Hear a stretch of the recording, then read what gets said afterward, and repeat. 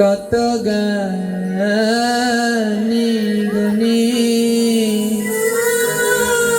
60,000 বসিয়াছে ঋষিয়ার মণি এক এক করিছে সুখদেবে করিছে আলোচনা যাহা হইতে ঘুচে যতে যন্ত্রণা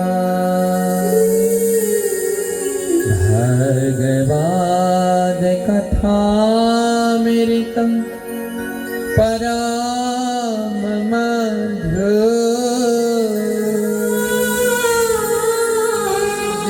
জয় ন করে শ্রবণ সেবার চতুর ভগবাদ কথামৃত যার কারণে পুনরায় তার নাহি মনুষ্য জন্ম ভগবাদ কথামৃত যে কার কীর্তন তাহার চরণে করি সহস্র প্রণাম।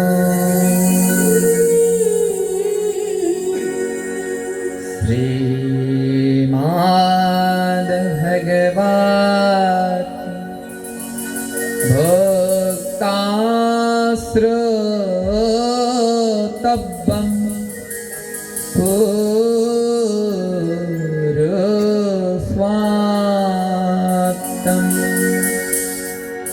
তৎ পুণ্যম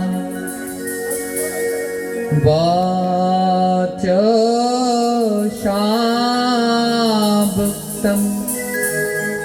বিধাতা হীন শুক্লায়তে।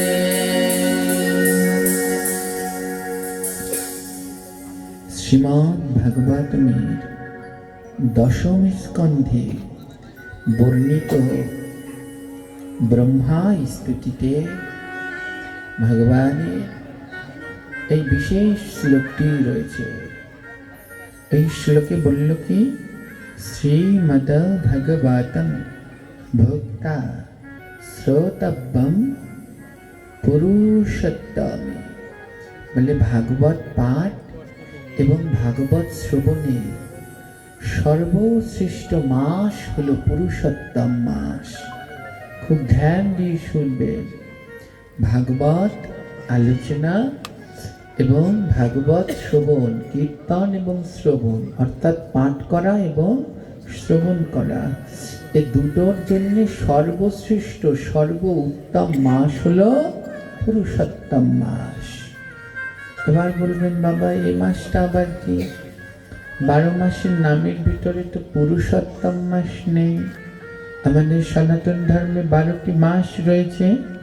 বৈশাখ মানে মধুসূদন, জ্যৈষ্ঠ মানে বলো ত্রিবিক্রম, আষাঢ় মানে বামন, শ্রাবণ মানে শ্রীধর, ভাদ্র মানে ঋষিকেশ, আশ্বিন মানে পদ্মনাভ, কার্তিক মানে দামোদর, পৌষ মানে নারায়ণ, মাঘ মানে মাধব, অগ্রহায়ণ মানে মাঘের পরে কি মাঘ? ফাল্গুন, ফাল্গুন মানে গোবিন্দ, আর চৈত্র মানে বিষ্ণু। এই 12টি মাসের মধ্যে তো পুরুষোত্তম নেই। এই পুরুষোত্তম মাস 3 বছর পরে একবার হয়। 4 বছরের মাঝামাঝি সময়ে একবার হয়। হ্যাঁ, যেমন ইংরেজিতে লিপ ইয়ার হয়, তদ্রূপ এরকম আমাদের সনাতন ধর্ম মতে 3 বছর পর পর 3.5 বছরের কাছাকাছি গিয়ে পুরুষোত্তম মাস হয়। এই যে 31 দিন থাকে, 32 দিন থাকে, আর মাস হলো কয় দিনে? 30 দিনে। এই যে একদিন দুদিন বাড়তে বাড়তে 3 বছর পরে গিয়ে একটা মাস বেশি হয়ে যায়। এই মাসকে বলা হয় অধিমাস। আর স্মার্থীয়রা বলে একে মল মাস। হ্যাঁ, স্মার্থীয় ভাষায় বলে মল মাস। আর মল মাস আসলে পরেই, যে বছরে মল মাস পড়ে, শুরু হয়ে যায় সবার মধ্যে গন্ডগোল। এই বছর মল মাস পড়েছে, এই বছর আর ভালো যাবে না। এই বছর মল মাস আছে, এই বছরে শুধু অভাব দেখা দেবে। এই বছরে মল মাস আছে, এই বছরে বিয়ে চুরো দিলে সুখ শান্তি হবে না। কত গন্ডগোল শুরু হয়ে যায়। আদৌ মল মাস বলতে শাস্ত্রে কোনো মাসই নেই। এতদিন যাবৎ আমাদের একদল মানুষ শুধু ভুল বুঝিয়ে রেখেছে। না, এই মাসটির নাম ছিল অধিমাস। এই যে 3 বছর পর পরে একবার বেড়ে যায়। তো অধিমাস যখন হলো, তখন এই অধিমাস ভগবানের কাছে গেলে, এই অধিমাসে সবাই কি করবে? সব মাসের ইষ্ট দেবতা আছে। হ্যাঁ, প্রত্যেক মাসেরই একজন ইষ্ট করে দেবতা আছে।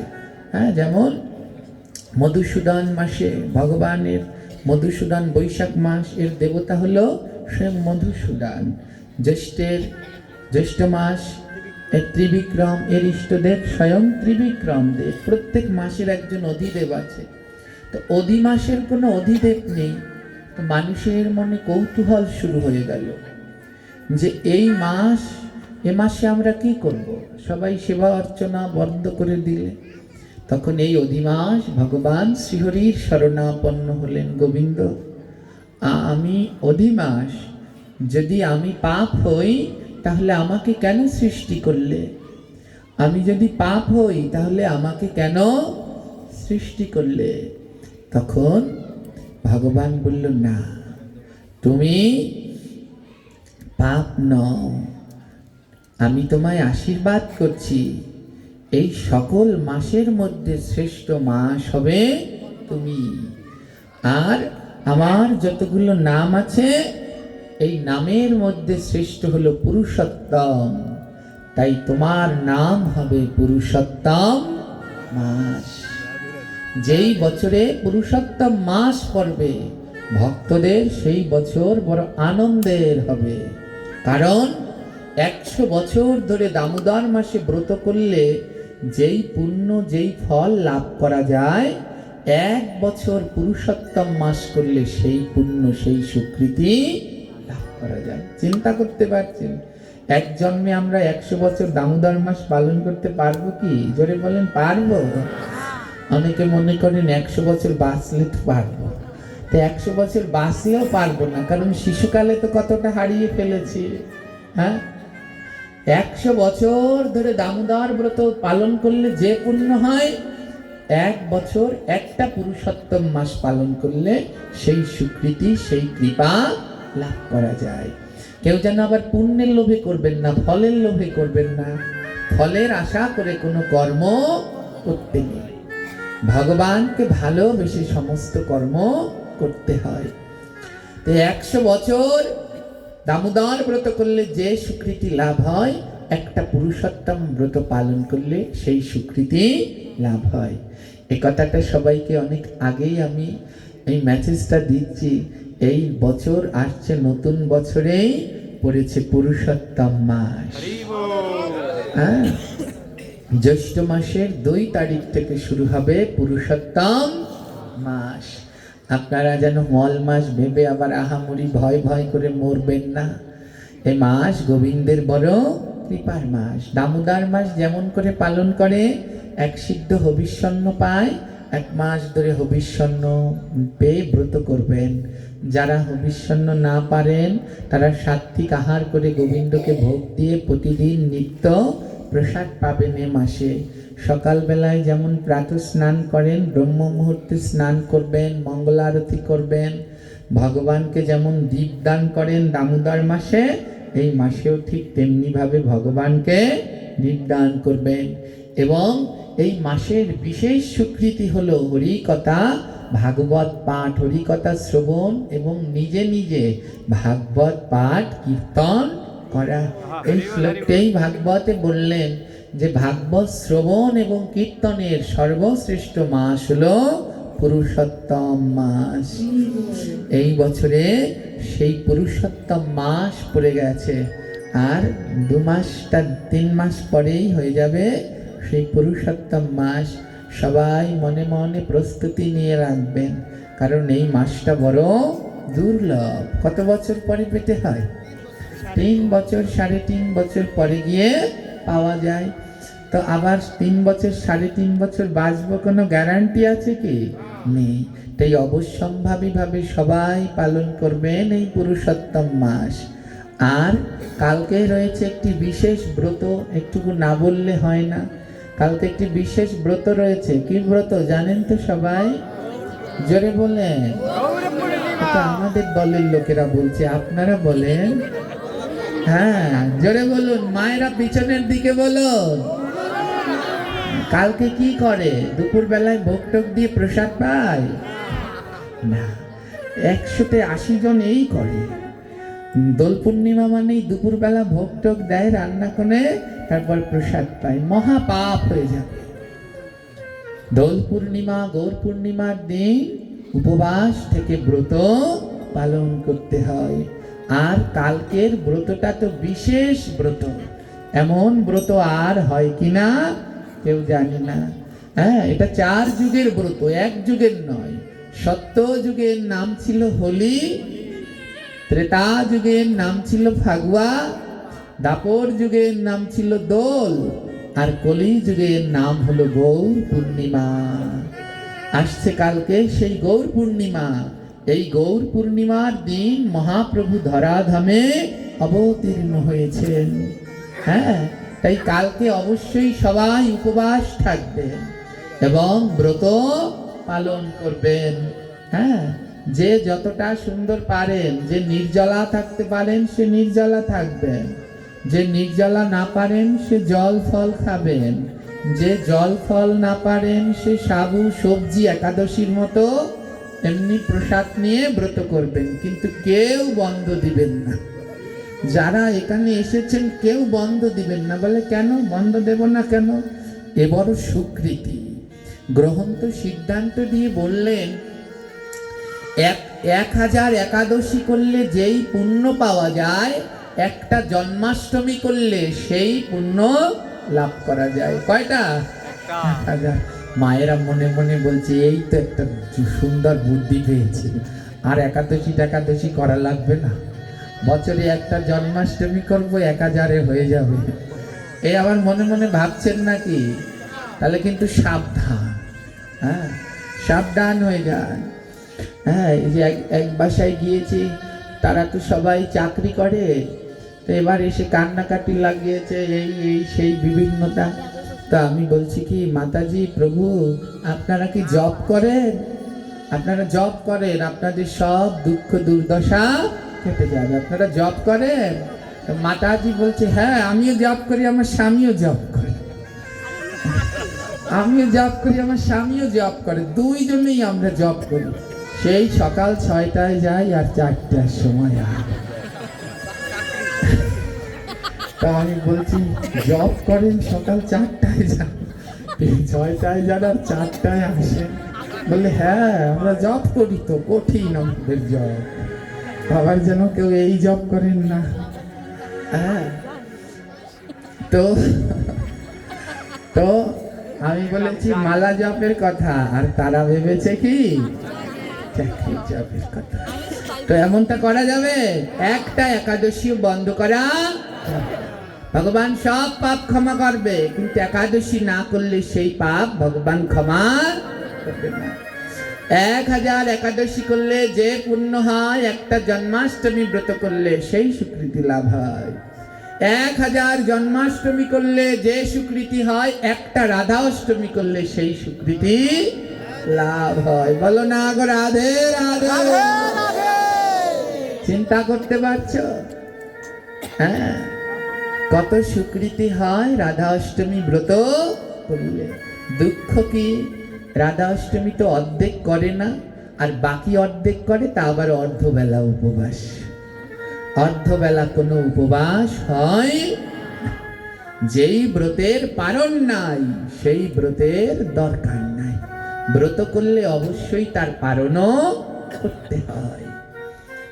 রাধা অষ্টমীও পূর্ণ উপবাস করবেন এবং পরের দিনকে পালন করবেন। এই রকম 1000 রাধা অষ্টমী করলে যেই স্বীকৃতি হয়, একটা গৌর পূর্ণিমার উপবাস করলে সেই স্বীকৃতি লাভ হয়। কালকে হলো সেই গৌর পূর্ণিমা, এমন সুযোগ আর হবে? আরো বিশেষ আকর্ষণ আছে। আমার মহাপ্রভু যেদিন ধরাধামে আবির্ভূত হয়েছিলেন এই পূর্ণিমার দিন, সেই পূর্ণিমার দিনে চন্দ্রগ্রহণ ছিল। কি ছিল? মহাপ্রভু যে পূর্ণিমায় আবির্ভূত হলেন সেই পূর্ণিমার দিনে চন্দ্রগ্রহণ ছিল। আর কালকেও যে পূর্ণিমা আছে সেই পূর্ণিমার দিনেও কি আছে? এমনটা আর পাওয়া যাবে কি? এমন মিলানো পাওয়া বড় দুর্লভ। তাই তো জোর দিয়ে বলছি, কদিন ধরে যে যে জায়গায় পাঠ করছি আগে এইটুকু বলে নেই, দেখি নাকি ছলে বলে একজনাকে এমন ব্রত করানো যায় নাকি। আমার এমন আর পাওয়া যাবে না। মহাপ্রভু আবির্ভূত হয়েছিলেন চন্দ্রগ্রহণের দিন। অনেকে গ্রহণকে খারাপ ভাবেন, গ্রহণ মোটেই খারাপ নয়। গ্রহণ ভজন করার উত্তম সময়। গ্রহণের সময় বেশি বেশি জপ করতে হয়, নাম করতে হয়। যতক্ষণ গ্রহণ চলে ততক্ষণ ধরে জপ নাম কীর্তন এসব করতে হয়, অধিক স্বীকৃতি লাভ হয়। তাই মহাপ্রভু গ্রহণের দিনে আবির্ভূত হলেন। কালকে সেই চন্দ্রগ্রহণ রয়েছে। হ্যাঁ, তাই কালকে অবশ্যম্ভাবী ভাবে সবাই ব্রত পালন করবেন। কালকে চন্দ্রগ্রহণ কখন শুরু হয়ে যাবে? বাংলাদেশের সময় অনুসারে 2026 সালের 28শে ফাল্গুন 3রা মার্চ চন্দ্রগ্রহণ শুরু হয়ে যাবে 2:23 শুরু হবে। আর যখন গ্রহণটা পূর্ণ লাগবে সেটা হলো 3:50। 3:50 পূর্ণ গ্রহণ লেগে যাবে। আর একেবারে যখন চন্দ্রকে গ্রাস করে নেবে সেটা হলো 5:33। আর গ্রহণ ছেড়ে যাবে রাত 8:25। হ্যাঁ, এই বছরে মহাপ্রভুর 541তম শুভ আবির্ভাব। যাদের বাড়িতে অনেক তুলসী পত্র আছে সবাই তুলসী চয়ন করবে আর গৌর নাম স্মরণ করে 541টা তুলসী পাতা গৌরকে প্রদান করবে। যদি কেউ পারেন তার গৌর কৃপা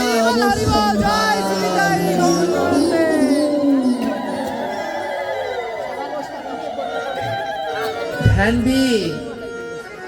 যেহেতু কালকে চন্দ্রগ্রহণ আছে তাই সূতক লেগে যাবে। চন্দ্রগ্রহণের 9 ঘন্টা আগে গোবিন্দের সেবা বন্ধ করতে হয়। সূতক লাগে 9 ঘন্টা আগে। তাই কালকে 6:50 সকাল 6:50 মধ্যে ভগবানের সেবা পূজা অর্চনা সমাপ্ত করতে হবে। কটা? 6:50। এর পরে কিন্তু আর কালকে ঠাকুরের সেবা দেয়া যাবে না।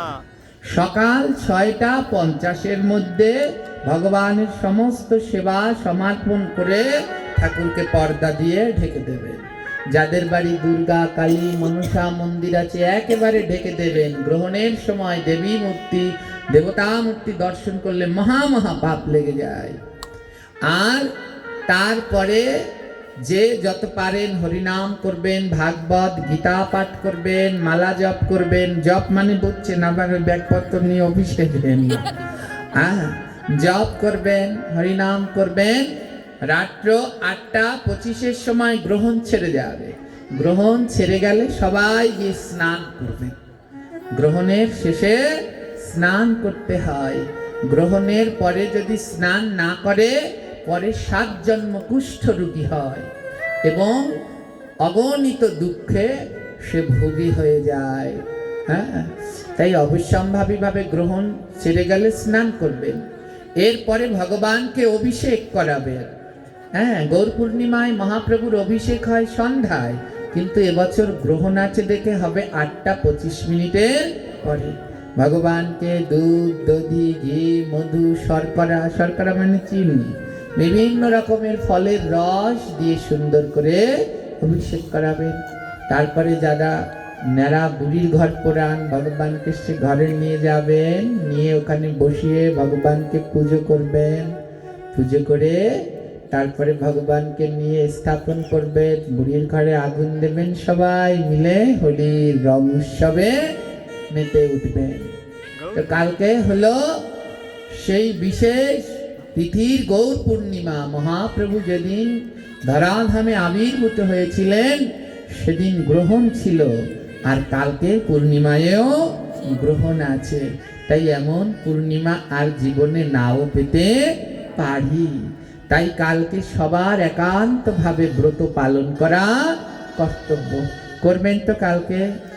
হ্যাঁ, জোরে বলেন মায়েরা, করবেন কি না? এমন সুযোগ আর পাওয়া যাবে? একদিন না খেয়ে থাকলে মরে যাবেন, জোরে বলেন মরবেন। একদিন যদি একটু ভাত রুটি না খান, আর অন্যটা তো খেতে পারবেন, সবজি টবজি, ফল মূল, জল। যারা পারছেন না তারা সবজি রান্না করবেন, ফল মূল জল এসব পাবেন, সাবু রান্না করে পাবেন। আর যারা পারবেন তারা নির্জলা করবেন, যারা না পারবেন সবজি ফলমূল খাবেন। একেবারে তো ভগবান নিষেধ করেনি, শুধু 5টা জিনিস খেতে নিষেধ করলেন, পঞ্চ শস্য।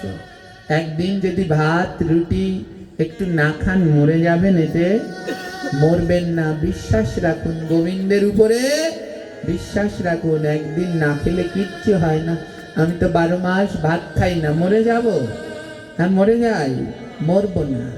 হ্যাঁ, যদি আমি 12 মাস ভাত না খেয়ে বাঁচতে পারি, আপনারাও একদিন ভগবানের ব্রত করলে আপনাদের কিছু হবে না। হ্যাঁ, তো অবশ্যম্ভাবী ভাবে কালকে ব্রত করবেন। কারা কারা করবেন হাত তুলুন তো, হাত তুলুন। দেখো অবস্থা কি সর্বনাশের মাথায় বাড়ি, মাঝে মাঝে নবদ্বীপের মতো দ্বীপ, হাত ওঠে নাই। তোলো, ভগবানের নামে 2টি হাত তোলো, কারণ এমন সুযোগ আর পাবে না। কোনো ভয় নেই, কালকে একটা দিন না খেয়ে সবাই একটু ব্রত করো। ভাইয়েরা যারা আছো তোলো। এমন কৃপা, মহাপ্রভুর কৃপা না হলে রাধা গোবিন্দ পাওয়া। সবাই মিলে উঁচু করে দেখি কতজন আছে। জয় জয় শ্রী নিতাই গৌর প্রমানন্দ। হরি